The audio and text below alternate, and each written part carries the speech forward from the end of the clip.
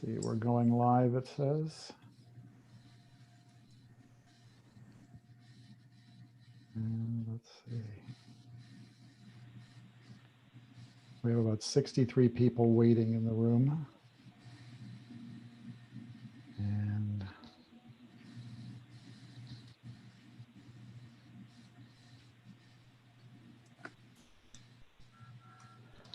all right, welcome to everybody that's watching out there. We are in our 12 o'clock session here, and for this session we have several very talented educators who are going to talk about the various experiences they have for, are you hearing an echo? That must just be. No. All right, that's fine. Anyway, I'm going to leave it to them to talk about what they've got in the way of ideas for blended learning and for improving your blended learning experiences as well. So Kumi, go ahead and I'll turn it over to you. Thank you. Good afternoon, everyone. Happy lunchtime. My name is Kumi Goranson, and I have the pleasure of serving as the Executive Director of Code RVA Regional High School. And our team is excited to join you today. I'm going to let them go around and introduce themselves before we get started.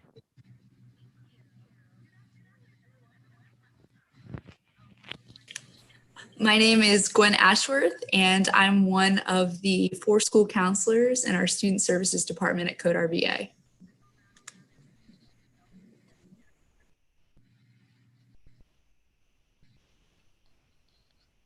Hi, and I'm Rebecca Hall. I'm one of the 5 math teachers at Code RVA, and then I also serve as the instructional liaison. Good afternoon, everyone. I'm Erin Hill, and I'm a humanities teacher at Code RVA Regional High School. Hello, my name is Salman Parvez. I teach physics and chemistry at Code RVA. Great. Thanks. So that's our team, and we're going to talk to you today just about some tips for blended learning, whether this is your first time in the blended learning environment or if you're a veteran and you're looking for some new ideas. We look forward to sharing with you today. If you're not familiar with Code RVA Regional High School, we're located in Richmond. We're a computer science focused high school. If you're not aware, there are thousands of vacancies in computer science and technology. And so our students, we prepare them to fill those vacancies upon graduation. We have 14 school division partners that partner with us. They contribute students to our school, sort of like a governor's school on that model. And we were founded in 2017. So we just celebrated our 3rd birthday. We have a diverse student body. They're selected through a weighted lottery system. And that means that there are no barriers to application to attend our school. Students don't do an interview. They just literally put their name into this lottery that is then, it's weighted so that we try to create a student body reflective of the demographics of the Richmond region, which we do. Right now have a very diverse school. We've got some stats up there for you. Just to point out, we have 18% of our student body are students receiving special education services, either IEP or 504. And so it just gives you a little insight into the type of student that we have in our building. Although we are a small school, we are highly diverse. Just like any other high school, our students can earn a regular high school diploma. We also have a dual enrollment program and a partnership with J. Sargent Reynolds Community College here in Richmond, so that our students can earn an associate's degree in computer science, although many students just choose a regular quality high school education with us. 100% of our students take at least 1 AP class, some take more. And then we also have an 11 internships available in 11th and 12th grades. So our students engage in a 6-week work-based internship in both 11th and 12th grade, which is really a unique feature for our school. So why are we here today? Why did Code RVA volunteer? So we use a blended learning model all of the time in our instruction. And blended learning, for those of you who may be new to it, or it's combining high quality face-to-face instruction and the very best of online content. An unusual fact about our school is that we applied for a variance from the Virginia Department of Education in March, and we received that. So we were able to continue operating as the only fully functional public school in Virginia for the spring. Our students certainly didn't come to the building, but we taught, we learned, we assessed online, and we continued to work. And so that's why we're here today, to share some of our experiences from that time period. And then, like anyone, we're making improvements moving forward. And so I'm going to turn it over to our team to start sharing what you really came for here. Stop sharing so Ms. Hall can take over.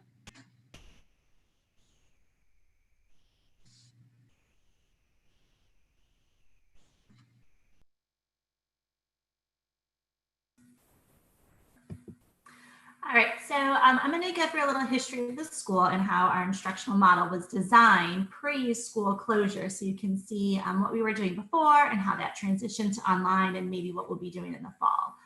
So we have a blended learning model. So when the school opened, for the past 3 years, we've been doing blended learning, which is of course a combination of online learning, some small group teacher instruction, collaborative work, individual work. All of those kind of components is how we structure our day-to-day life at Code RVA. All of our core classes are blended. So that would be humanities, which is an integration of history and English courses, computer science, which is a core course at our school, obviously, and then math and science. So students take 4 courses as blended courses throughout their time with us every year. And so our model has 3 components, right? So we use Canvas as our learning management system. We've done that for the past 2 years. And that's where teachers put all of our course content, assignments, videos, lessons, activities, assessments, all of those things are loaded into Canvas. So we as teachers create our own Canvas courses for each one of our blended courses. And then we support students through face-to-face small group instruction.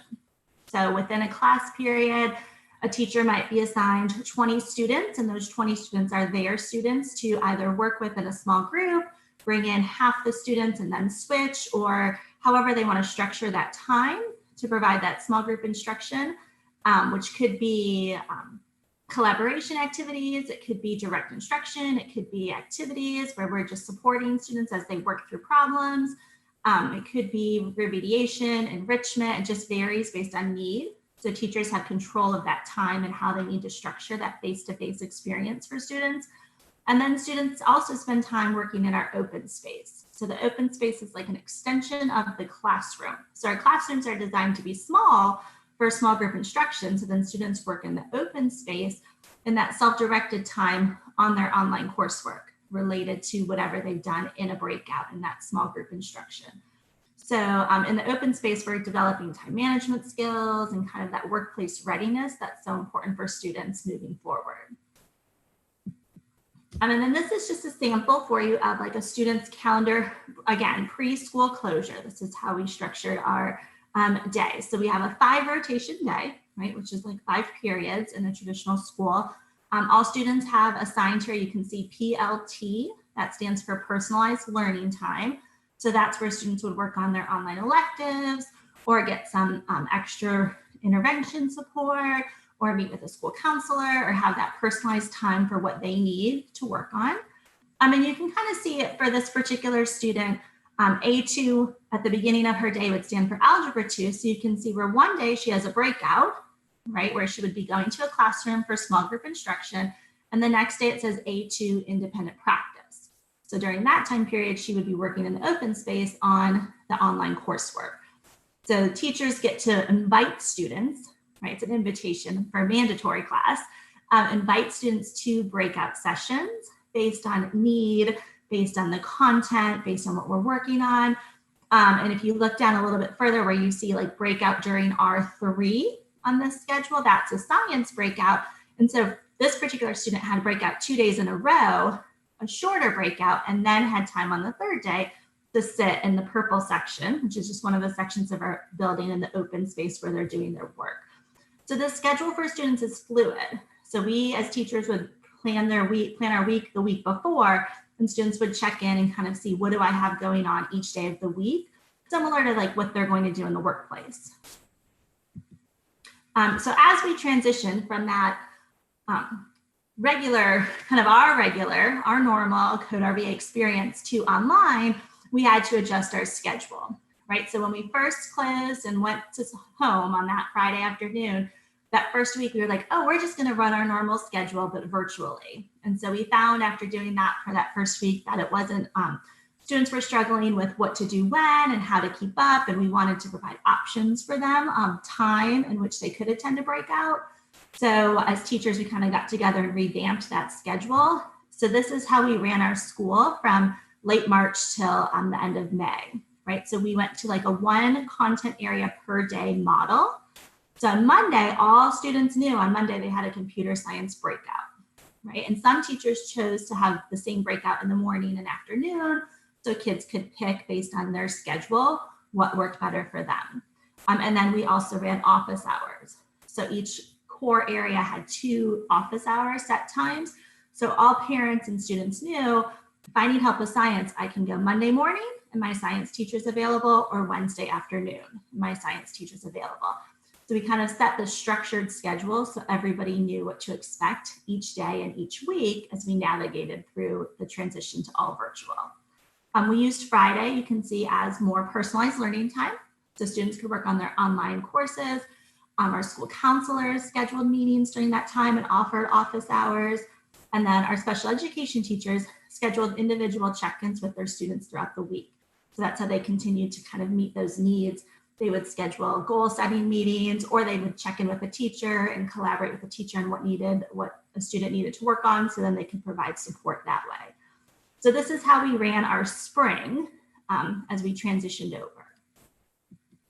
And then here's some other things about the transition to all virtual, which helped us, was of course the technology, right? Our students were a one-to-one school, obviously. They were all super comfortable with Canvas.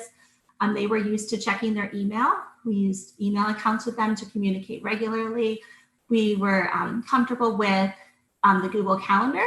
And before we closed, so obviously we knew something was going to happen. We didn't know exactly when our last day of school was going to be, but we knew something was coming. So we practiced doing Google Meet sessions with them. So before they left our school building, every student had logged into a Google Meet, had practiced turning on the camera and the microphone, and how did that work? And we as teachers needed to practice that too.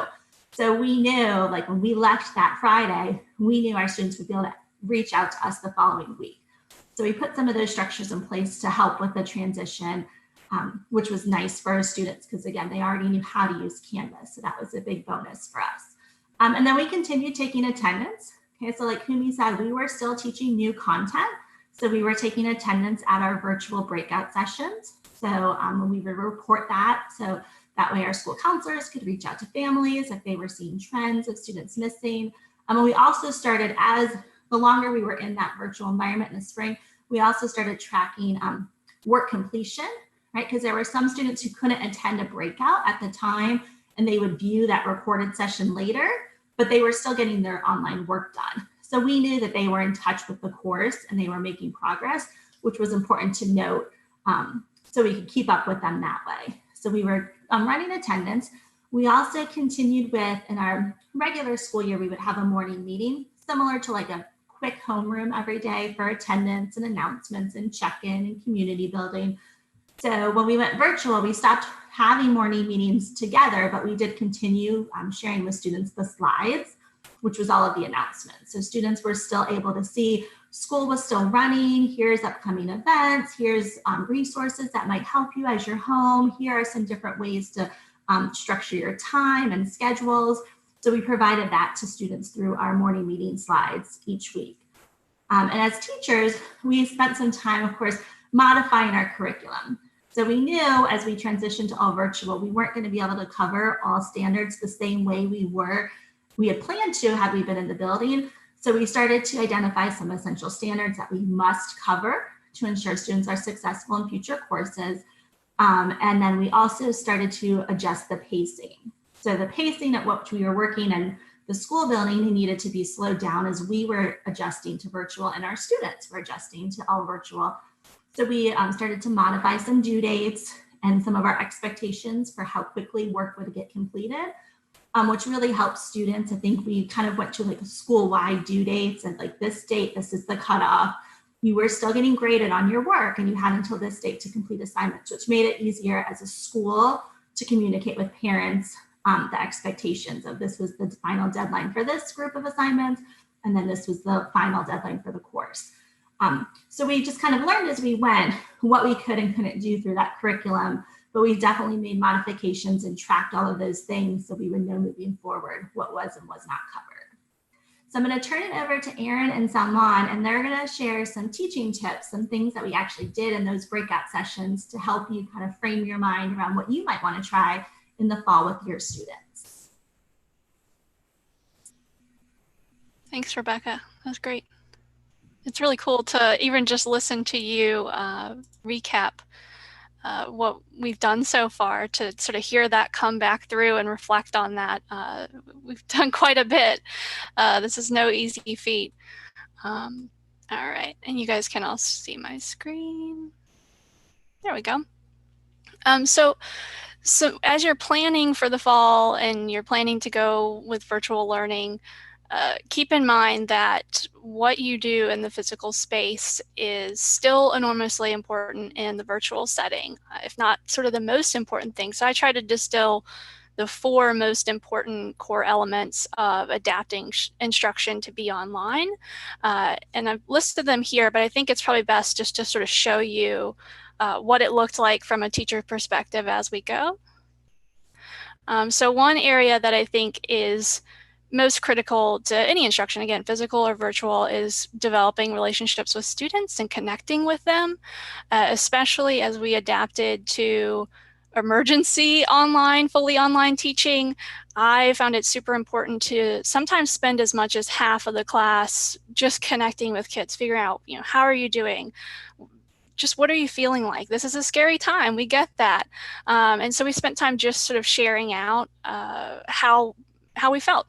And I also made a point of allowing students to sort of reflect on how they're feeling and how they can improve that feeling, or how they can, feel like they're in a better place. Specifically, I looked at the Greater Good Science Center. They have 4 different areas of well-being that include physical activity, healthy meals, social support, stress reduction. And I would ask students, how do you think you're doing on each of those areas? How do you think you can improve on that? And even just a simple, which area do you want to work on next week, and how can I help you get there, or do you need my help getting there?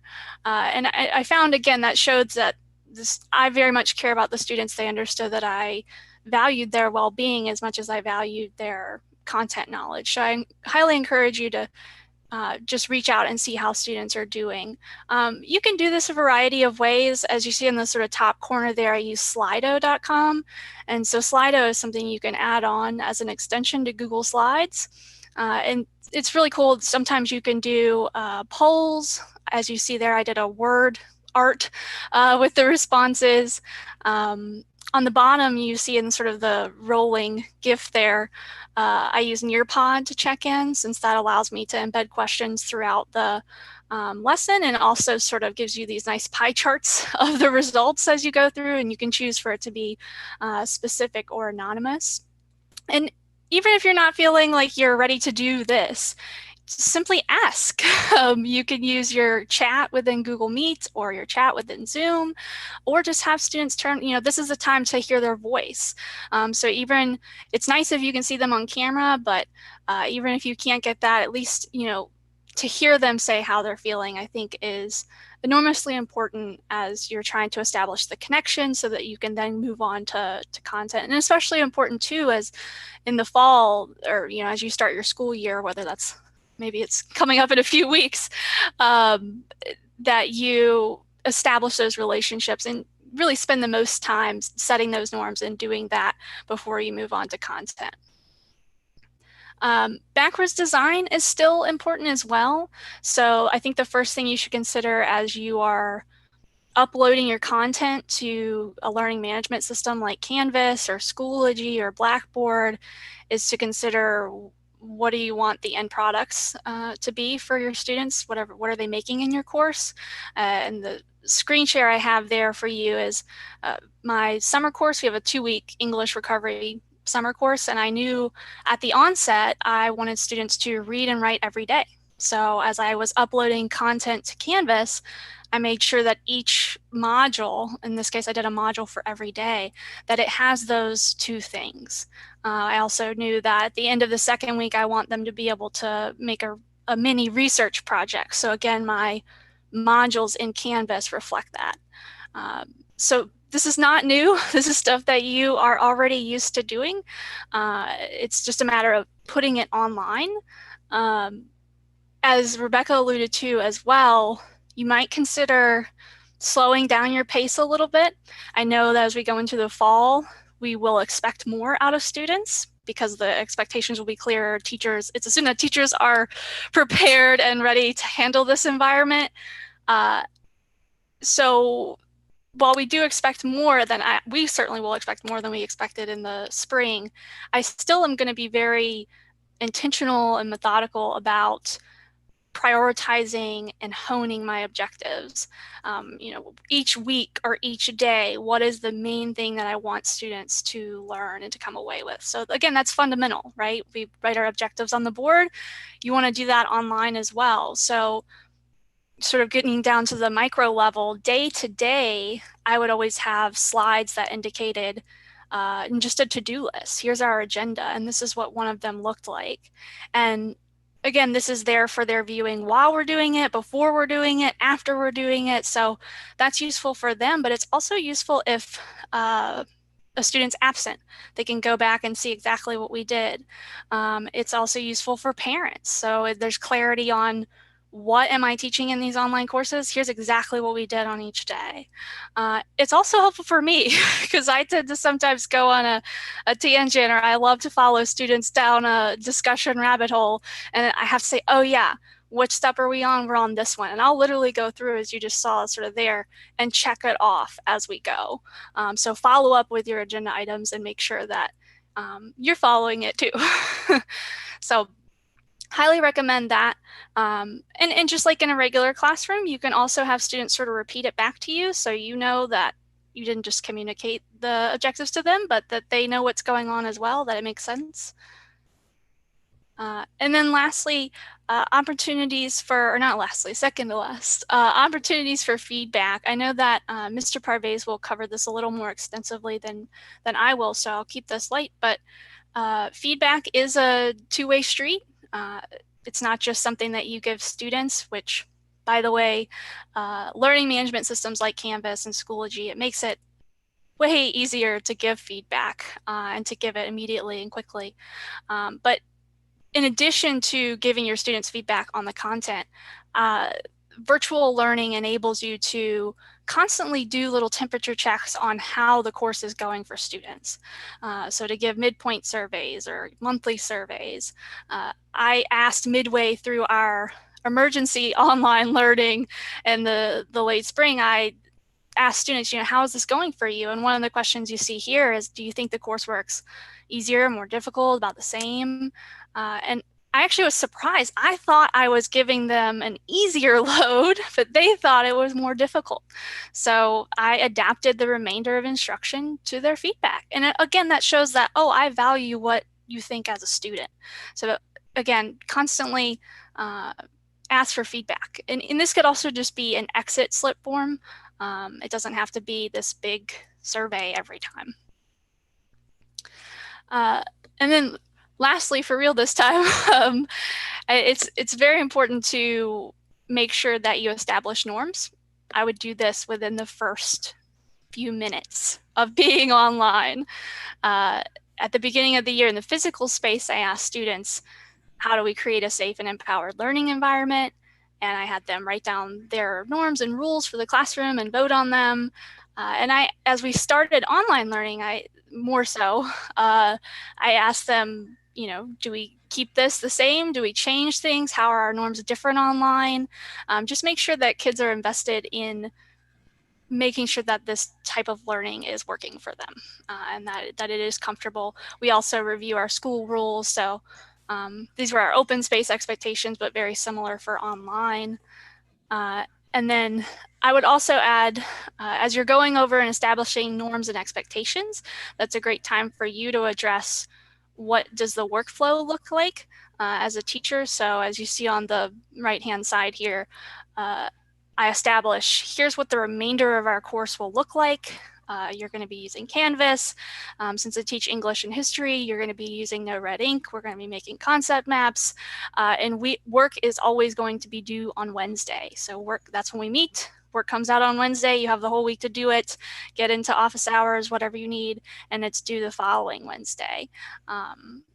And so I have there Wednesday as the new Monday because initially it was Monday. We had all of our work due on Monday, and I had trained the students to know, oh, when's it due Monday? When's it due Monday? And then with the advent of COVID teaching, it became Wednesday, and that's fine. But it's something that you do have to sort of get students into the routine of knowing so that it's easy for them. They don't have to think about when work is due. They can think about how to do the work. And so establishing norms and routines is incredibly important.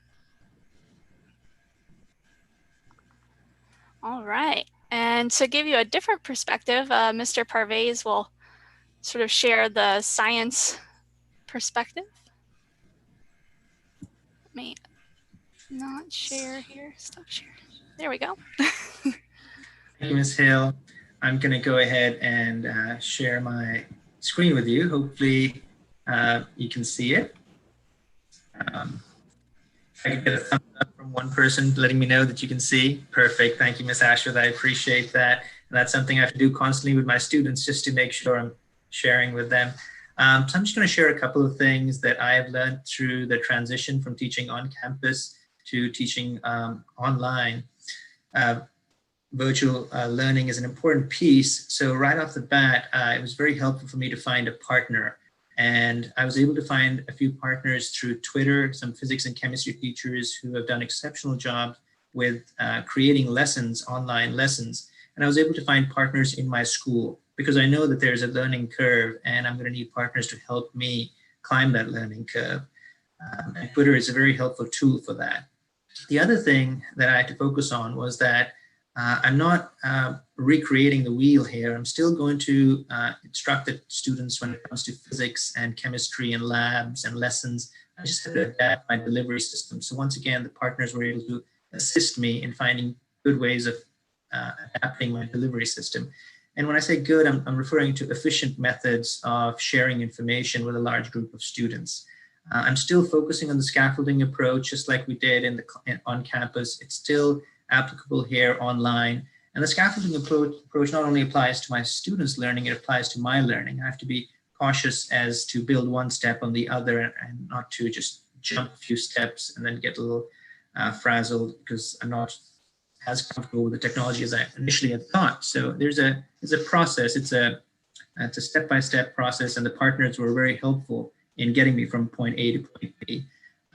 Visual check-ins, that's another thing I just want to toss out on the side. It's important for us to do visual check-ins with our students by asking them how they're doing, but it's also very important to do visual check-ins and just check-ins with our colleagues. So for example, in the science department, we're constantly checking in on each other, and we also initiated a walking steps competition just to get us out of our seats and walking around.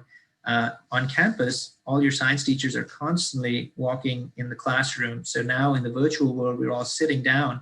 So it's important to check on each other and try and encourage each other to get up and move, which has been very helpful for the science department. Finally, I will also hit on that two-way street learning model. So it's a learning process, not only for my students, but for me. And this process is helpful. It's beneficial to take the approach that I want to learn from my students regarding what works best for them and asking them for feedback, and vice versa. When I give them feedback, they'll also be able to climb that learning curve with me. So I just want to share with you a couple of things that we've done in the science department. Before even one of our classes started, the science department created a video.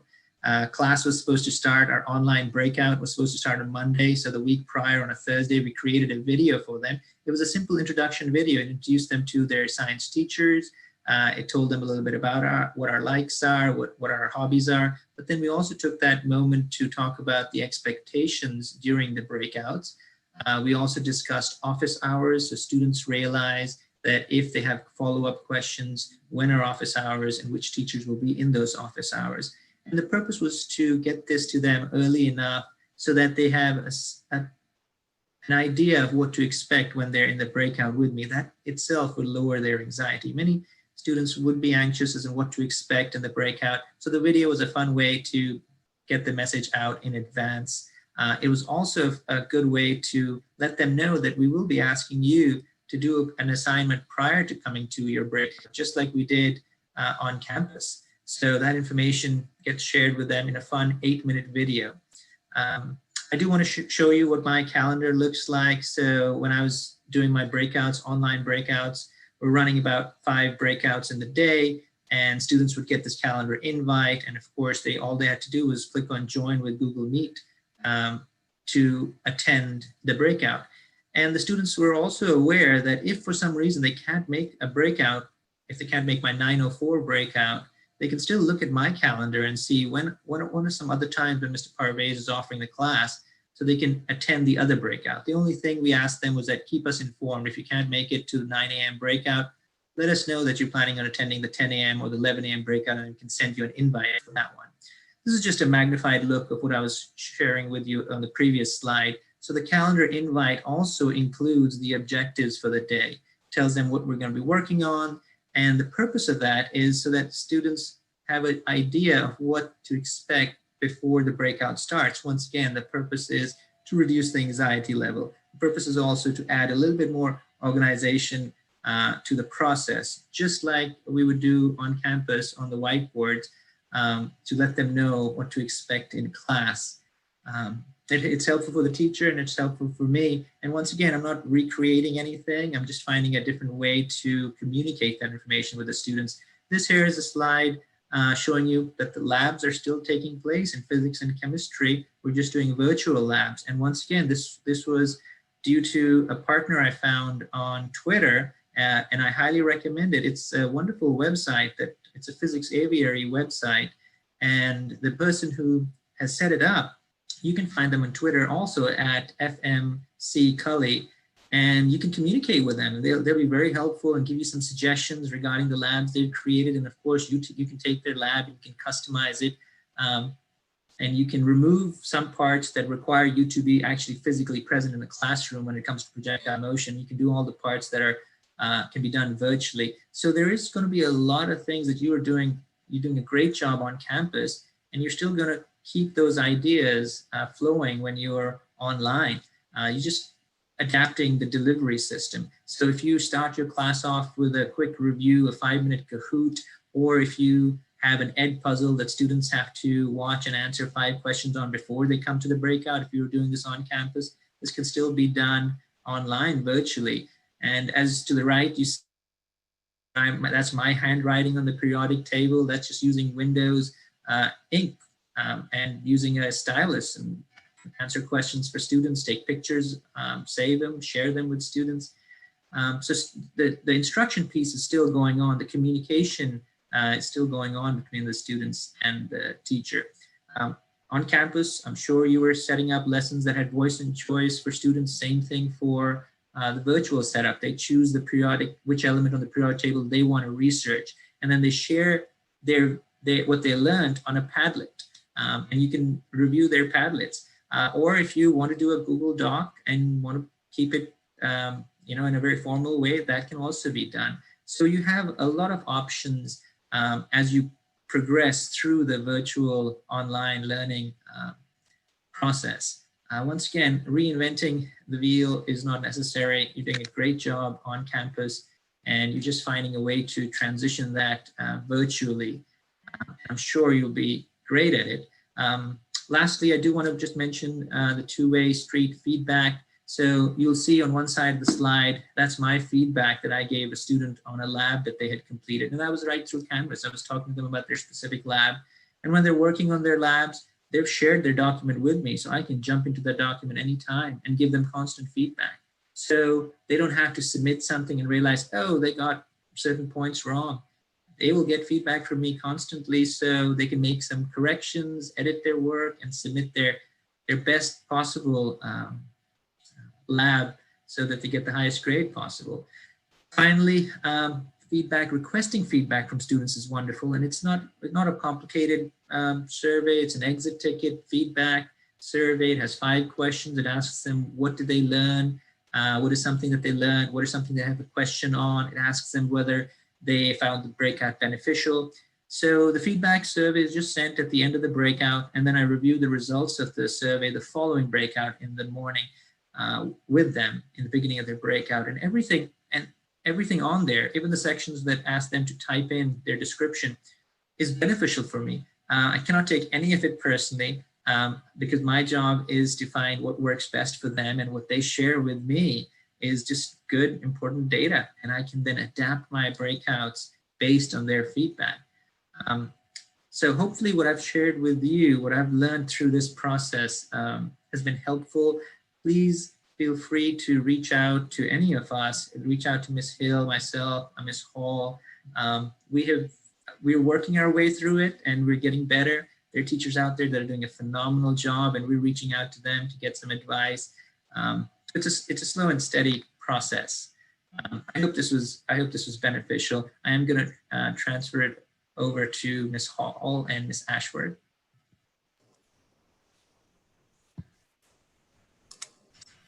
All right. And so hopefully you're able to see my screen now. We know that we've thrown a lot of information your way, and hopefully some of the different tips that were shared really resonated with you in your setting, and you're thinking already about different ways that you can share back what we've shared today, and just some tips that we wanted. Gwen, excuse me, we're not seeing your screen. I'm so sorry.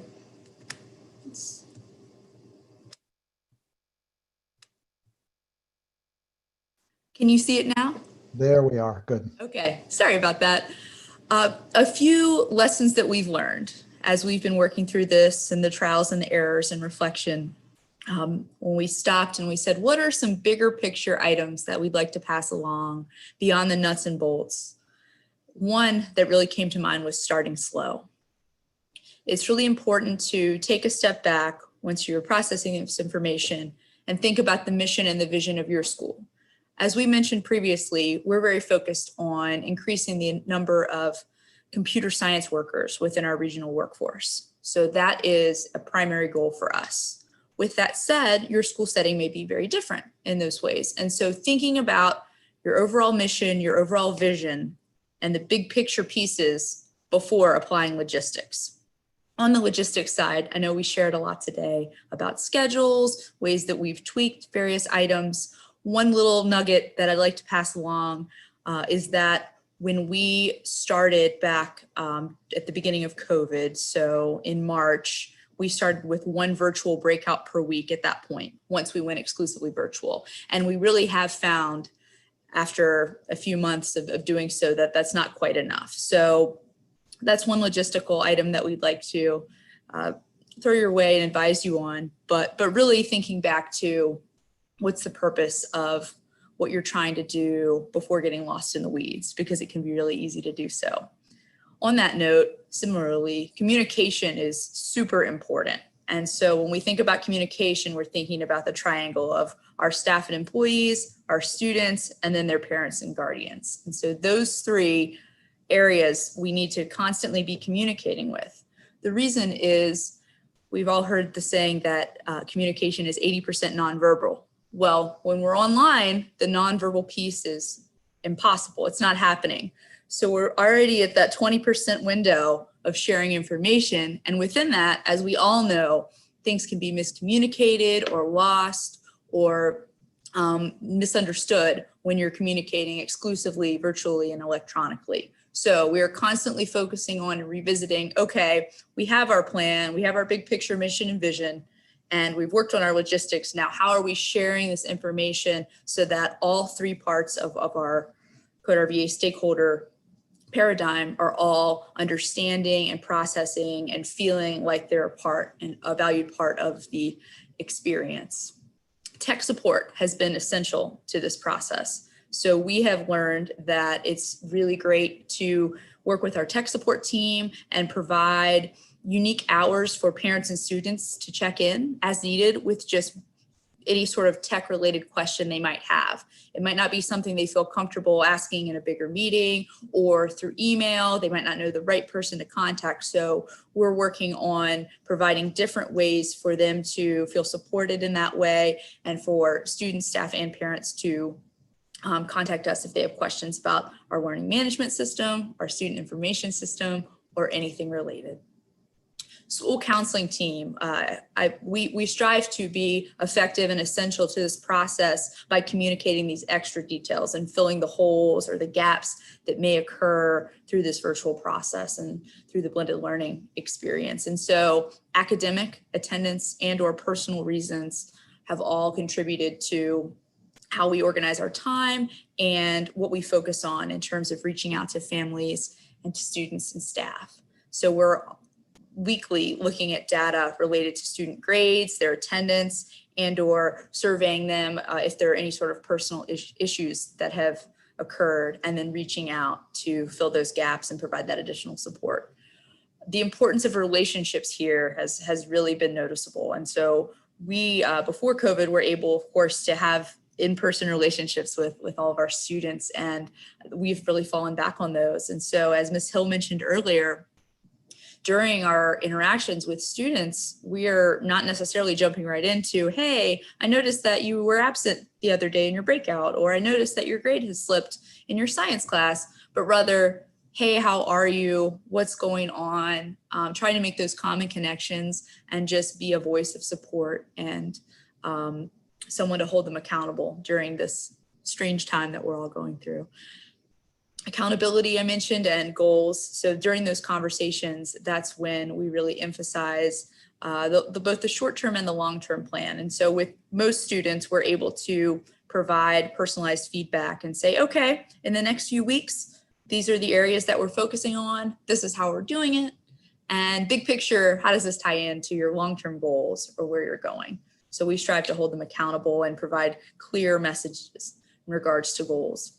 Lastly, I just want to plug our personal Raptors Reunited plan for this upcoming fall. As we put this together, we've really focused on continuity. So whether we're hybrid or virtual, or we're slipping back and forth, we've worked really hard to build a plan that involves ways for students, staff, and families to slide in and out as needed, both in terms of the blended learning aspect and all other aspects as well. We're constantly tightening up and formalizing these measures because things are changing all around us. And so we're reflecting with one another, we're revisiting, and we're all trying to grow in the way of providing the best possible services that are both research-based and safe for our students and their families and staff. And the 24-hour turnaround plan, we like to say that we can slide in and out as quickly as 24 hours. So we're ready. We hope that we're ready to move as needed as things change and improve, hopefully. And lastly, just again, we're open to feedback. We're checking in with one another, and we're all focusing on ways that we can strive to improve the services that we provide. So I will turn it over to Ms. Hall for our last slide on some final resources.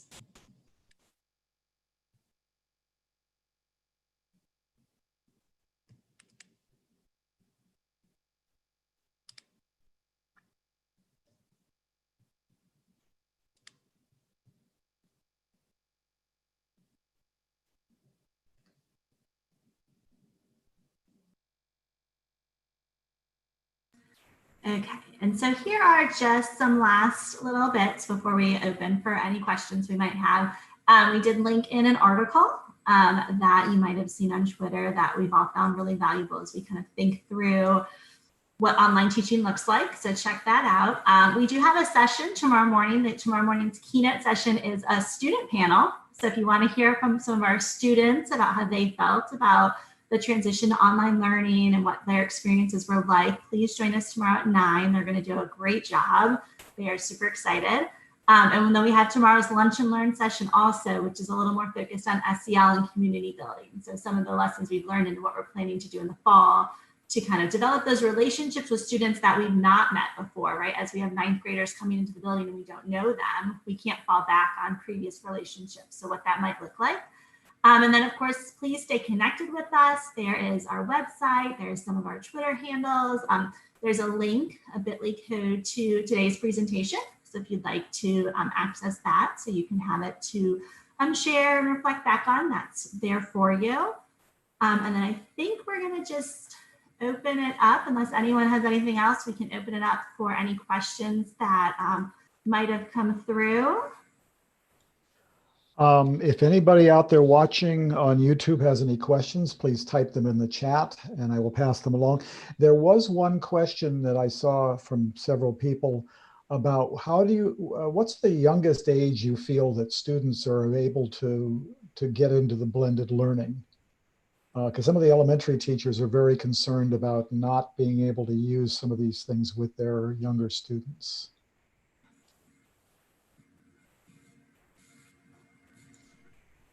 And I'll leave that for anybody to answer. I don't know who to direct it to. I'll just say, I think that, I'm going to defer to our teachers in terms of Canvas access, I guess. I think you guys have more familiarity in terms of what age that might be, but I would encourage teachers certainly to experiment.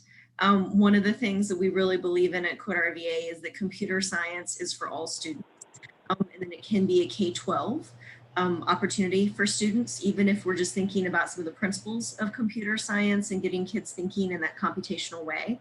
We really encourage our elementary friends to consider that. And then also, certainly I see a note from Karen. I would say from our perspective, we definitely encourage students to access that technology if you can. Karen, I don't know what you wanted to chime in with. Or yeah, I was just going to say, so part of the reason we are also partnered with Code RVA for this is because of the Virtual Virginia expansion. So the Virtual Virginia platform that's been used for online courses for many years now has now been offered out to all school divisions in Virginia. Close to 2/3 of them have signed on. But part of the goal of that is you also then get access to the Virtual Virginia content. There is a kindergarten course in Virtual Virginia. I have seen it. It takes advantage of lots of icons and imagery and those sorts of things. But I talk to a lot of people and I do get the early elementary question. No one's expecting a 6-year-old to sit down in front of a laptop, I don't think, and manipulate the mouse and be clicking on things any more than perhaps they use something like ABC Mouse where they're manipulating things as well. So I think it's a doable platform in the very early elementary grades for communicating with parents who may be home with their very young children, but I'm thinking probably 3rd grade is when you can really expect to maybe get them more involved in the content, as it were. So those are kind of the expectations, but yep, there is kindergarten content out there in Virtual Virginia, so at least things you could adopt. But obviously, and I guess maybe that was sort of a question that I would throw out to you all, and I think we could tell from the tenor of your remarks too, though, but a lot of this also is the relationship you have with your parents, even though your kids are in high school, correct? And we're still building our parent community. It is it's unique when you serve individuals from 14 different school divisions. Some of our families are coming to us, again, pre-school closure, that they were not familiar with one-to-one devices. Some of our students come from school divisions that prior to this were not one-to-one. Some of our parents live in extremely rural communities. Some live in very urban communities. We serve a wide variety of folks. And so we are working hard to build that sense of community and trying to figure out what are the best ways to communicate with families. We mentioned, different hours of access, trying to be available. We've had staff members very graciously drive to people's houses, drop things off, pick up things. We've had lots of volunteers to do that because we really want to do whatever we can to serve our families, knowing that we're living in different times right now. And I know that's not possible for everyone, but where we can for our most vulnerable populations, we certainly want to try to reach out and go above and beyond in that way. And if I may jump in for a second. Oh, I'm sorry, Karen, go ahead. Oh, go ahead, go ahead. If I may jump in for a second, and please keep in mind, my experience is based as a high school and middle school teacher. The elementary school teacher question is very valid. I have not taught elementary school. I have observed an elementary classroom, and the work that elementary school teachers do with students is absolutely amazing. I would agree with what Karen and Kumi have said, that it does have to do with the experimenting phase. So I can speak as an uncle who has nephews and nieces who are 9, 10, and 11, and working with them, sharing computer software design and 3D design apps with them and teaching them through it. One thing I have learned is that I have to educate the parents about what's happening before I can start educating the child. So creating some kind of communication tool, whether it's a video and a teacher is showing what's going to happen and how is it going to happen, even if it's a 5 to 8 minute long video that the parent can see, would be something that will be helpful, because then they can guide the child as the child progresses through the process. And what I think what you'll notice, elementary school teachers, is what I've noticed as an uncle. When I start showing the 3D design or the computer science tools to my 9, 10, 11-year-old nephews and niece, they grab it so quickly and they run with it that I have to try and herd them back into what I think they should be learning from it. And then they take off in different directions, which is wonderful. And then I learn from it too. But to refocus my answer, I agree with what Karen and Kumi is saying. It's an experiment that will hopefully you'll run as an elementary school teacher. And nobody is saying it has to be run perfectly. Just out there knows an experiment is run, you learn from it, you adapt, and then you try again. And you just grow. Even if the progress is small, it's progress. So once again, I'm just sharing this as an uncle and a high school, middle school teacher, not as an elementary school teacher. What elementary school teachers do is absolutely phenomenal. And it may be that school divisions don't fully adopt Canvas for the whole thing, too. We also live in the beauty of a world in which you could be running Seesaw and Google Classroom and Canvas at the same time and Virtual Virginia at the same time. So I think one of the beauties of our time is the wide variety of options that we have for doing these things. Certainly an LMS makes a good home for things, but there are other options of tools that you can use. It's that thinking about relationship building with the kids and what are the best things that are going to make it efficient for us, and so on and so forth. So I'm keeping an eye on the time. We do need to open up the room for our 1 o'clock session. So Mr. Stalmer, Tim, are you there? Do you have any questions? I'm still here. My friend? I don't see any further questions, although people did ask about the slide deck. And so if somebody could send me the link to the slide deck, I'm going to put it in the notes for the video. Yeah, and as I've mentioned in the chat a couple of times, all of the videos, this one and all of the ones we're doing today and tomorrow, will be available in the Visti video channel on YouTube. And there's a playlist for this playground there, so you'll find all of them in there. And you're welcome to watch everything again and again and again. So thank you all for your expertise and what several people said was very calming advice. So that's very important in this. Any other comments before we bail into the next one? Real quick, as a logistical thing for folks who may still be watching, if you haven't officially registered, that's how you get access to the Flipgrid that we're running as a back channel, and also how you get access to a certificate of participation. We're going to keep registration open until 5 p.m. tomorrow. So for participants who would be interested in that. And I think I mentioned in the chat, and I don't know how clear we made this, but sometimes prizes just come out of the blue. We will be giving away prizes for folks who use the hashtag in Twitter. We have some magical thing that follows hashtags. So there'll be surprises for that too. So tweet away as you're watching things. And a great thank you to Code RVA. And we loved hearing from the grown-ups. We love each and every one of you, but we are really looking forward to hearing from the kids tomorrow too. We spend a lot of time in our lives talking about kids, and we really like to sometimes actually hear from them. So we'll And Karen, one last piece of advice, if you can, subscribe to the Visti channel on YouTube, and that will give you a notice anytime we post new stuff. And we've been posting a whole lot of new stuff this summer, so a lot of it will be very valuable. Thank you again, and I'm going to thanks everybody. I'm going to end the stream right here. There we go, and we are now